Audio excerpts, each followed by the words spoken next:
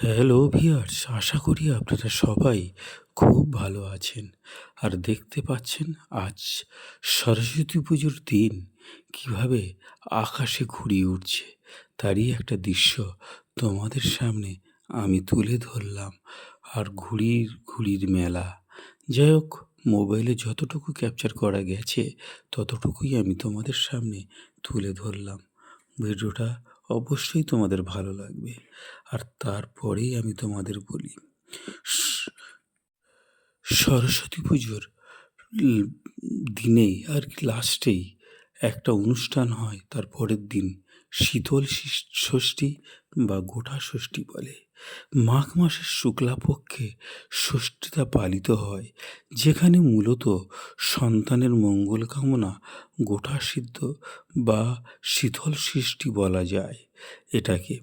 এবং তারই একটা দৃশ্য তোমাদের সামনে আমি তুলে ধরছি।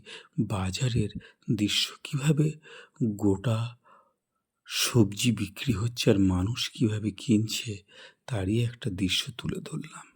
আগের দিন রান্না করা হয় গোটা সবজি সেদ্ধ, মানে সরস্বতীর পুজোর দিনকেই।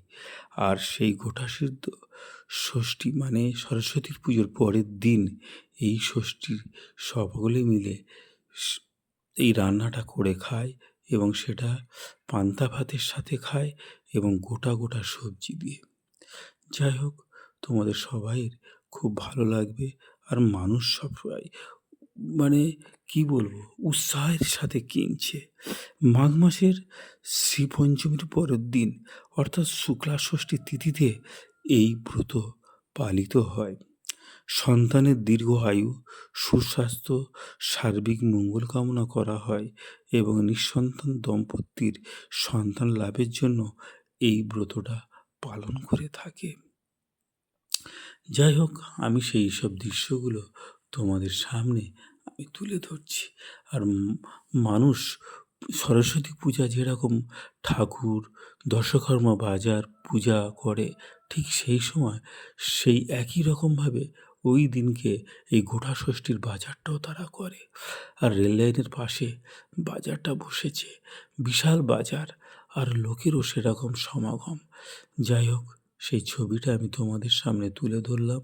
তোমাদের খুব ভালো লাগবে। আর অনেকের হয়তো এই ষষ্ঠীটা আছে, আবার অনেকেরই নেই। অনেকের ভালো লাগবে, হয়তো অনেকে আবার ভাববে এটা আবার কী ধরনের জিনিস, কী আবার ষষ্ঠী, এটা কী? কিন্তু এটা অনেক জায়গায় মানে এবং পাঁজিতেও আছে। ভিডিওটা ভালো লাগলে লাইক, কমেন্ট, শেয়ার অবশ্যই করবেন।